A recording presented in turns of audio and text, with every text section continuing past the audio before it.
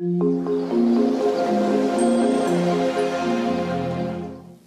everybody, Dave Sullivan here for the MMLA Membership Committee with Chris Bennett from Vice Capital Markets. Chris. Thanks again for a wonderful speech to start off the day at the Sales Summit.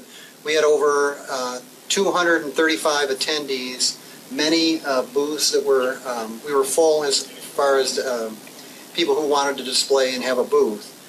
Chris, what is one thing that came out of your speech that I found interesting was the way the Euro and the Americans handled the recession, and now kind of the result of that. Can you kind of dive into that portion of your speech? Yeah, absolutely. And I think sometimes a better way to look at it is really not in terms of what did their currencies do relative to each other, although obviously they've moved in very different directions, but it's really by looking empirically at what happened to GDP in both sectors, and also what's happened to their unemployment rate. So in the end, you've got the U.S. who basically is coming off 3 consecutive years of mid-twos in terms of real GDP growth, which is very, very normal, and Europe, which is now kind of teetering in and out of recession with almost no growth. And you look at the labor market difference, and we both started at about 10% unemployment back in 2010 when we launched QE2. We've gone down to 5.5%. Europe's gone up to 11.2. So the verdict is in. They're wrong. We're right.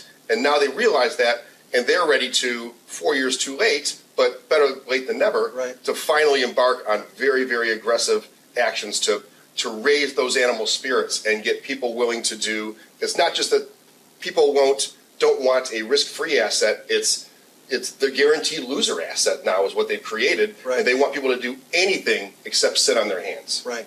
So now that they are going to start a process much like ours, and we're kind of at the tail end of it where we'll be going up with interest rates, do you think that the dollar will continue to go stronger? I mean, that's kind of a... I think a lot of this big move we've had is probably done. It's probably played out.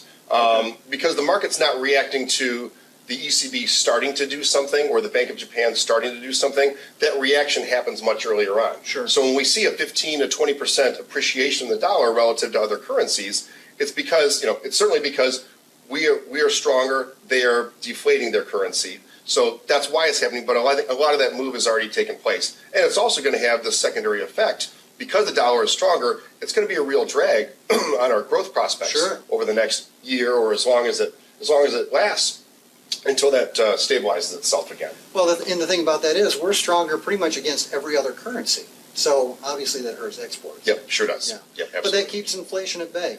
It does, but the problem is we need inflation now. We want it. With a year-over-year CPI at negative 0.1%, it's a real problem.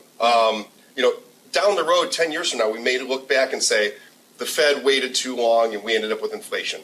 But frankly, the Fed's not going to come out and say it, but that's an okay outcome. It really is. Because the alternative would be deflation. Yeah, correct. And you look at and the textbook example of how not to manage it is looking at what the Bank of Japan did, where they're shooting at this grizzly bear with a BB gun, and it ain't dropping, it ain't going anywhere. And they've got themselves into this debt deflation spiral where their debt's now over 200% of their GDP. And while their interest costs are small, it's not going to last that way forever. And it's a terrible spiral to be in. Deflation is just, it's never going to be a good thing. And they've been going through that for how long? Really, they've been fighting it hard or fighting it poorly, maybe for 15 years. The initial the peak in their stock market and the peak in their real estate market, they both bubbled at the same time, was 89.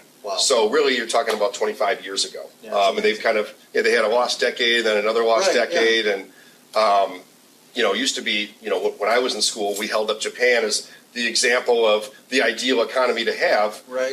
And they probably grew a little too far, too fast. And now they're finally figuring out what they need to do to actively combat that. Chris, how can people reach out to you? How can people connect with you or follow you? Let's see. I don't have a Twitter account. I don't have a Facebook account. You're off the grid. And I'm not on LinkedIn. I am off the grid. But my email is cbennett@vicecapitalmarkets.com. You can look up Vice Capital Markets on the web as well and reach out to me that way. Our number is 248-869-8100. It's a trade desk, so there's no such thing as voicemail. You're always going to get a person.